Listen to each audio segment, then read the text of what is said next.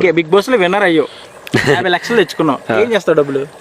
ప్రతి ఒక్క రూపాయి రైతు కోసం ఖర్చు పెడతా. ఎందుకంటే ఇవాళ నేను ఇంత పని చేస్తున్నా అంటే మస్తు మంది వచ్చి రైతుకి ఇది చేస్తా అంటారు, కానీ ఎవ్వరు ఏం చేస్తారు? ఒక రైతు బిడ్డ దగ్గర పైసా ఉన్నది అంటే ఇంకొక రైతుకు హెల్ప్ చేస్తున్నా అంటే ఈ జన్మకి ఇంకేం కావాలన్నా నాకు హెల్ప్ చేస్తావు బరాబర్. మీరే వస్తారు అప్పుడు, మీరే వచ్చి ముంగట నిలబడి నేను అన్నమాట తప్ప రంగా మీరే చూస్తారు కదా. ఓకే, అప్పుడు నీలో ఎంత మంచితనం ఉంది కదా, మరి ఎందుకు నిన్ను కొంతమంది నెగిటివ్ చేస్తున్నారు?